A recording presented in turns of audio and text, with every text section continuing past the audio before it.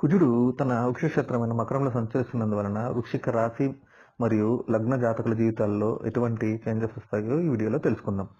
కుజుడు తృతీయ స్థానం నందు సంచరిస్తూ షష్టమ, నవమ, దశమ స్థానాలను వీక్షిస్తుండడం వలన జాతకుడు తనకున్న కమ్యూనికేషన్ స్కిల్స్తో మంచి జాబ్ని కొట్టగలుగుతాడు.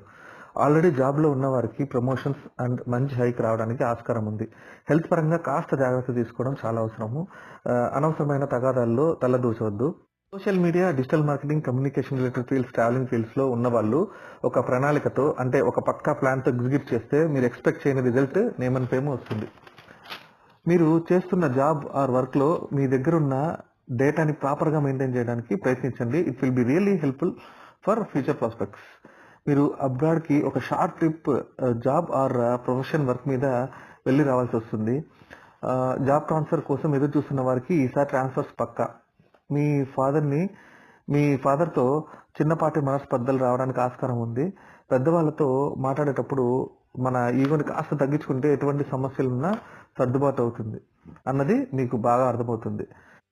మీ యంగర్ బ్రదర్తో కలిసి ఒక సర్వీస్ బిజినెస్ స్టార్ట్ చేద్దాం అనే ఆలోచన వస్తుంది. ఎవరికి పూచి ఉండి అప్పు తీసివ్వకండి, అంటే హామీ గ్యారంటీ అంటారు కదా, అది ఉండకండి. హనుమాన్ చాలీసా పఠించండి. కుదరకపోతే కనీసం వినడానికి ప్రయత్నించండి. మంగళవారం నాడు సుబ్రహ్మణ్య స్వామిని దర్శించి రావడానికి ప్రయత్నించండి.